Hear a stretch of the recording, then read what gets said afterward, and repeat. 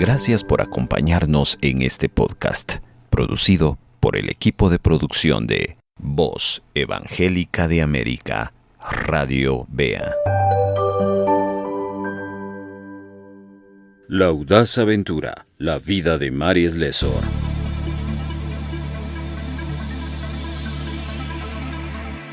Capítulo 8. Old Town.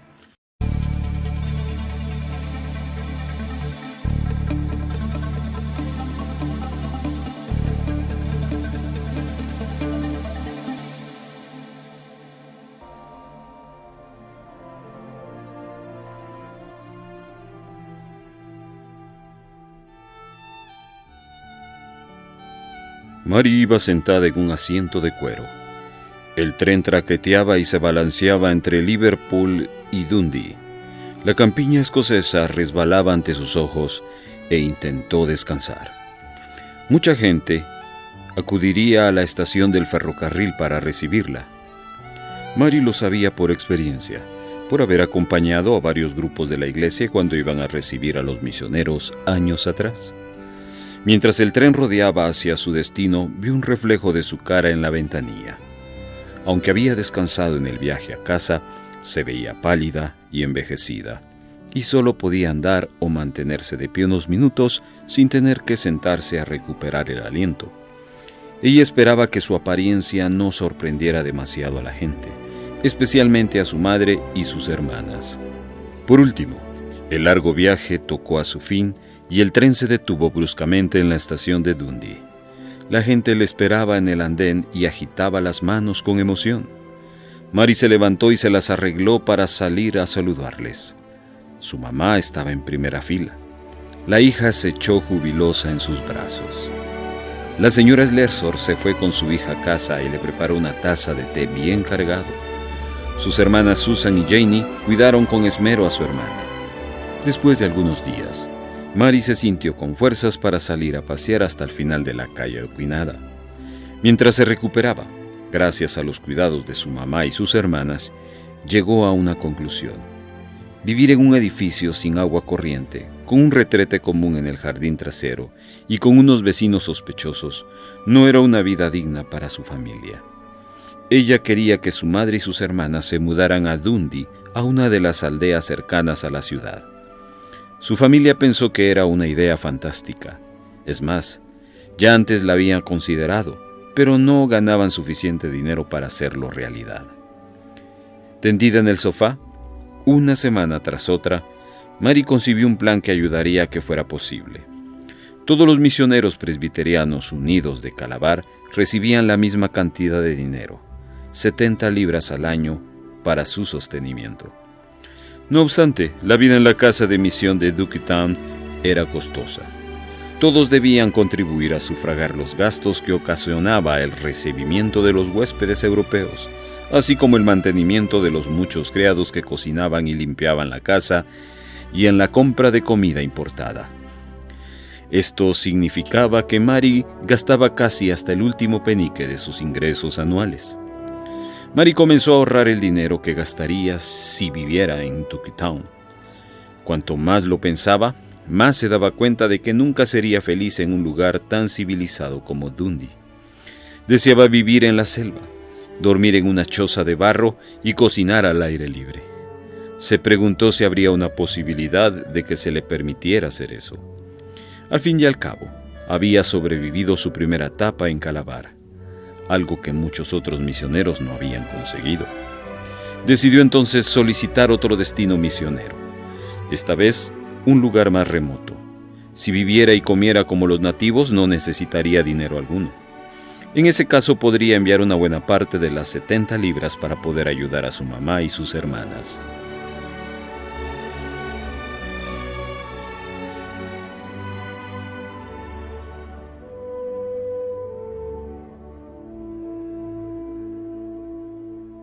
¿Le gustan las historias de titanes de la fe? Háganoslo saber, comuníquese con nosotros vía mensaje de texto al 4235-7457, 4235-7457. Puede utilizar las aplicaciones WhatsApp o Telegram. También puede ponerse en contacto con Titanes de la Fe vía Messenger. Búsquenos en Facebook como Radio Bea Guatemala.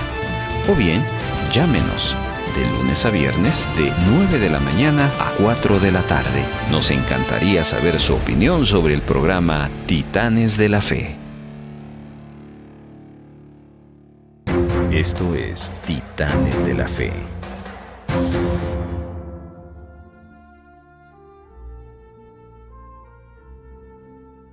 Después de vivir 6 meses en casa, Mari se sintió con fuerzas suficientes para salir a pasear por las afueras de la ciudad, por la verde y brumosa campiña.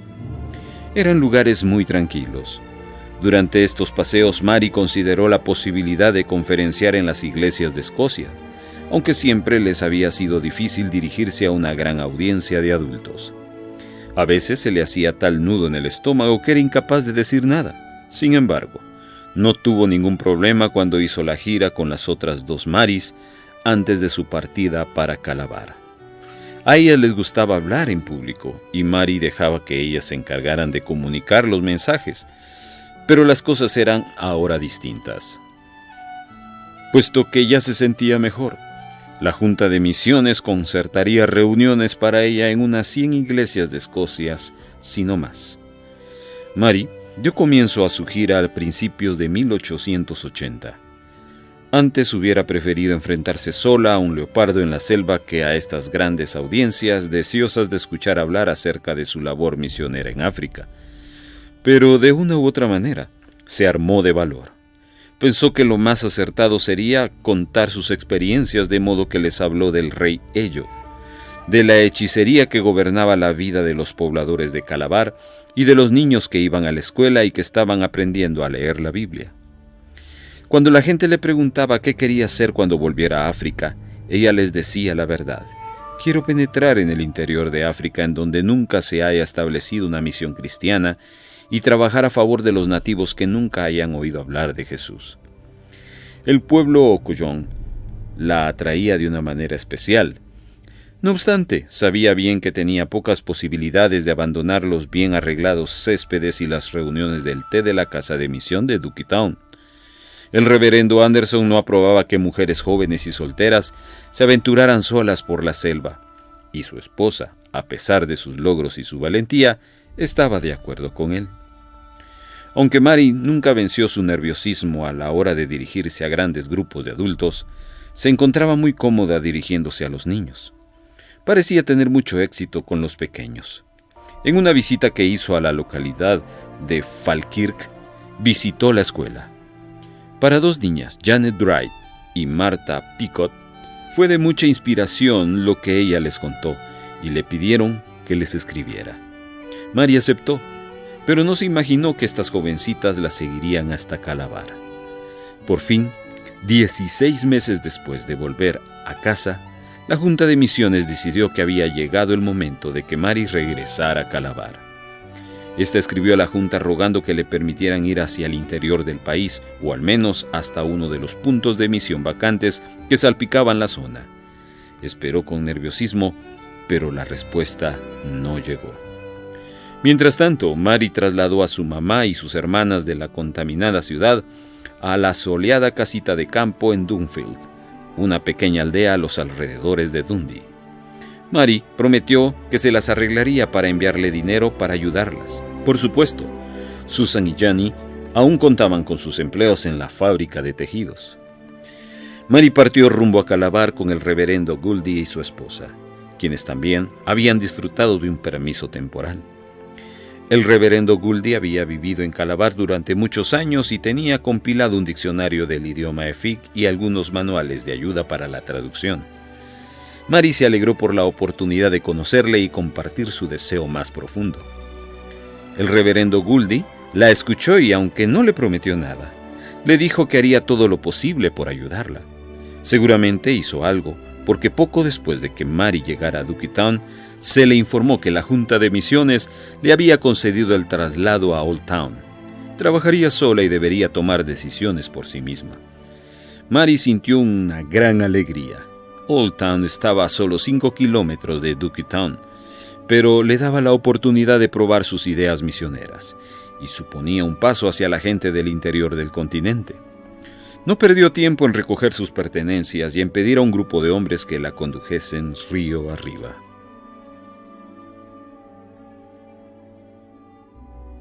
Estás escuchando Titanes de la Fe. Si quiere vender algo, sirviendo a tiempo. De lunes a viernes, sirviendo a tiempo. O tal vez necesita comprar algo. Sirviendo a tiempo. De 8 a 9 de la mañana, sirviendo a tiempo. La oportunidad para los emprendedores es Sirviendo a Tiempo por Radio Vea. Sirviendo a Tiempo, un servicio completamente gratuito. Sirviendo a Tiempo. Si su tarde termina con un buen café y escuchando algo fuera de lo común, es porque usted ya está conectado con Radio Vea y La Conexión.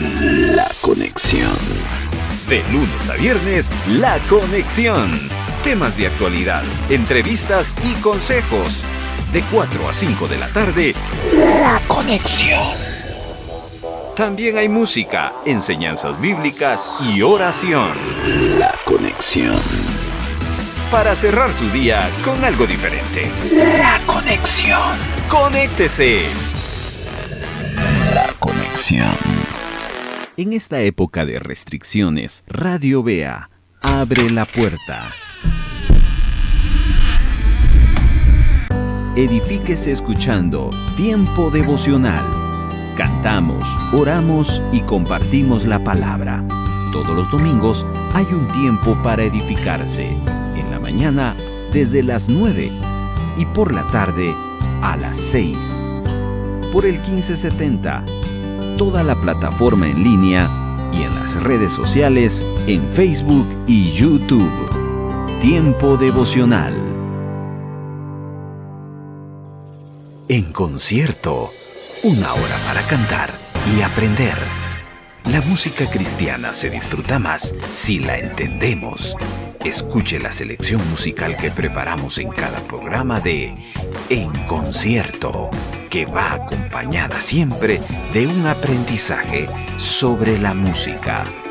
En Concierto, una hora para cantar y aprender. Sábados, 8:30 de la noche. En Concierto, una hora para cantar y aprender. Cuando usted escucha una prédica en la iglesia o por algún otro medio, la Biblia se está acercando a usted. Pero cuando usted decide tomar su Biblia y estudiarla personalmente, usted se acerca a ella. No es lo mismo que la Biblia se acerque a usted que usted se acerque a ella. De ambas necesitamos. En Radio Vea le animamos a estudiar la Biblia. Y por eso queremos ayudarle. Y para eso está El Rollo del Libro. Un programa dedicado a practicar el estudio de la Biblia, donde usted aprenderá y practicará con nosotros. Síganos los lunes a las 9:30 de la mañana y domingos a las 8 de la noche. El Instituto Bíblico al Aire se llama El Rollo del Libro y se transmite por Radio Vea. Enróllese con nosotros, El Rollo del Libro.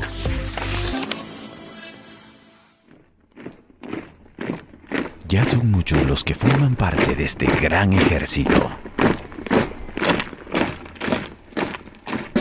El ejército que ora con y por usted. De lunes a viernes a las 12 del mediodía, en Radio Vea, los soldados toman su parte en la oración pastoral. Así que únase y hagamos crecer el ejército de intercesores. La oración pastoral a las 12 del mediodía, de lunes a viernes. ¿Esto? Anuncia la llegada del matutino Lluvia de Bendiciones a las 10:30. Y por la tarde, el magazine Trabajando y Cantando desde las 14:30. Y antes de su descanso, por la noche a las 8:30, Himnos en la Noche. Las franjas de Radio Bea están de lunes a viernes para acompañarle. No olvides que Titanes de la Fe se presenta los martes a las 7 de la noche y domingos a las 7:30 de la mañana. Sigamos escuchando más hechos de la vida real de los Titanes de la Fe.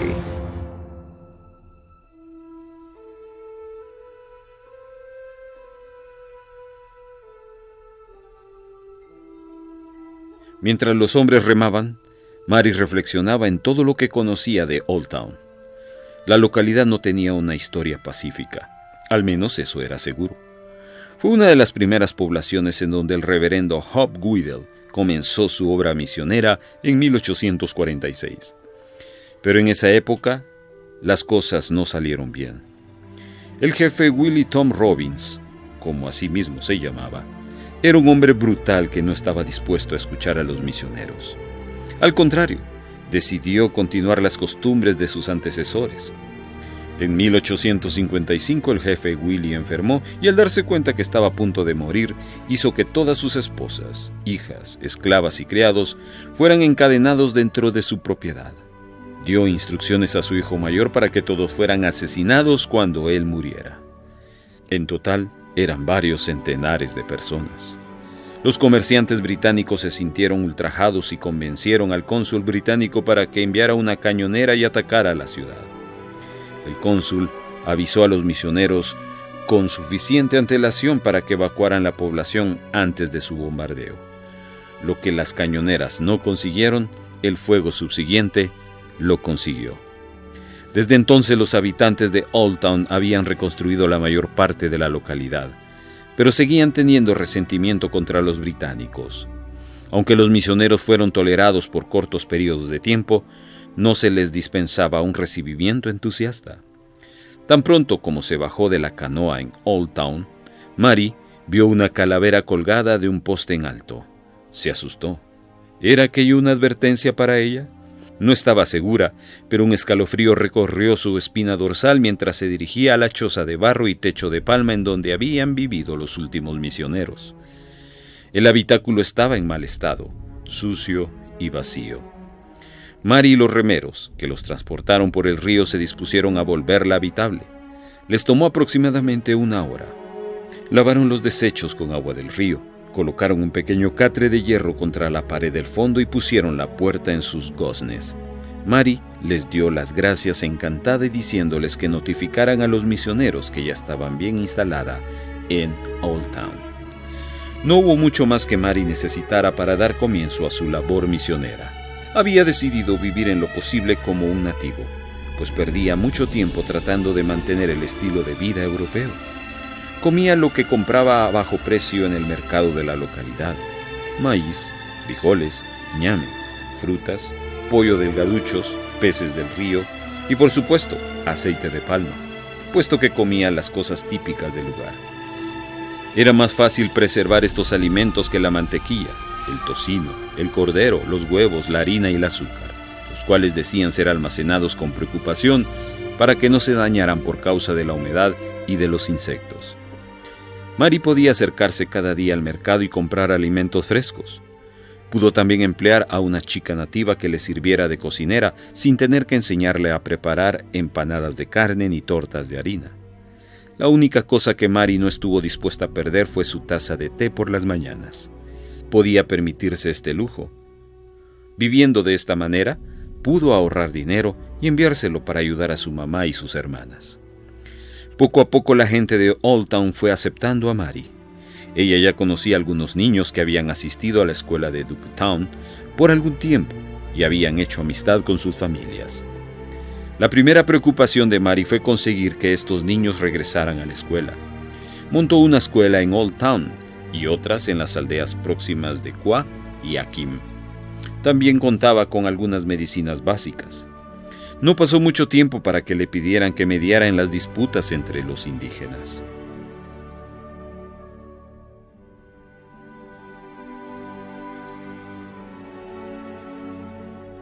¿Le gustan las historias de Titanes de la Fe? Háganoslo saber, comuníquese con nosotros vía mensaje de texto al 4235-7457. 4235-7457. Puede utilizar las aplicaciones WhatsApp o Telegram. También puede ponerse en contacto con Titanes de la Fe vía Messenger. Búsquenos en Facebook como Radio Vea Guatemala. O bien, llámenos de lunes a viernes de 9 de la mañana a 4 de la tarde. Nos encantaría saber su opinión sobre el programa Titanes de la Fe. Esto es Titanes de la Fe.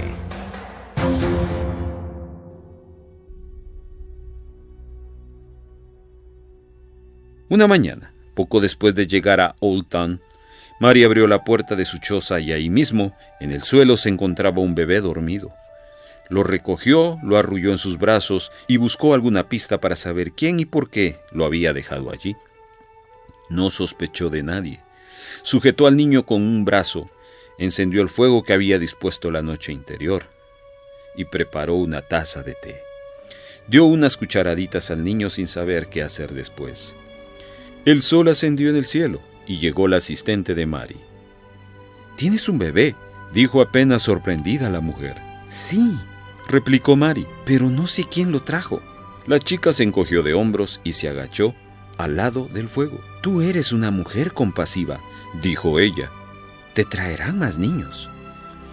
La declaración no dio pie a más comentarios. Por haber vivido en Ducktown, Mary sabía que a veces se abandonaban niños en las aldeas. La vida humana no era muy apreciada en Calabar y nadie se responsabilizaba de la crianza del hijo de otra mujer. Si, por ejemplo, moría una esclava, mataban a sus hijos y los enterraban con ella. La gente creía que los hijos de los esclavos no eran dignos de vivir. Peor aún, era la matanza de gemelos. Por todo Calabar se creía que el nacimiento de gemelos era una maldición. La costumbre exigía que los gemelos fueran asesinados a las pocas horas de su nacimiento y la madre era asesinada o expulsada de su casa. Puesto que todo aquel que intentara ayudar a la madre era también maldito, la mayoría de las madres que no eran asesinadas morirían sin asistencia al cabo de 1 o 2 semanas. María adivinó que la madre de este niño había muerto y que algún miembro de la familia lo había rescatado para que ella lo criase. Aquella noche dio gracias a Dios por haber salvado la vida de este niño.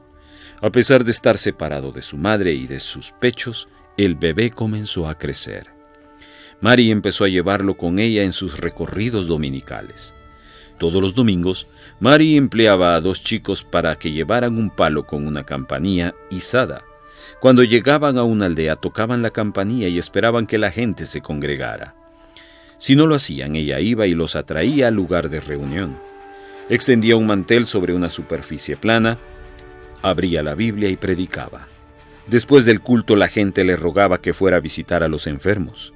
Cada domingo se celebraban 1 o 2 servicios religiosos en la propiedad del jefe. Buena parte de la localidad acudía a oír hablar en su propia lengua a la pequeña misionera pelirroja.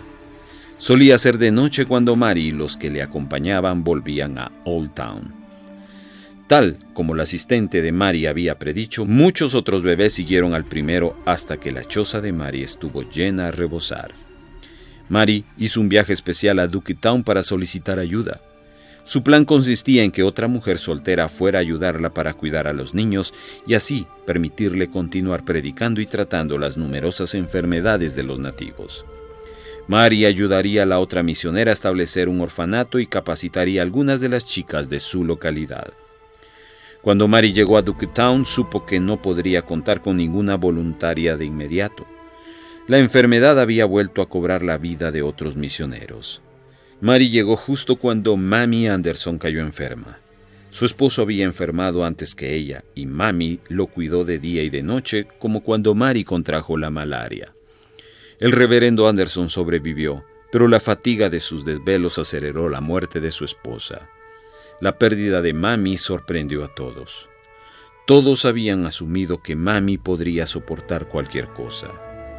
Poco después, la señora Sutherland, la mujer que protegió a Mary cuando ésta acababa de llegar a Calabar, enfermó y murió. Mary lloró en voz alta en su funeral. Por primera vez comprendió por qué se conocía Calabar como la tumba del hombre blanco. Se preguntó entonces, ¿quién sería la próxima víctima?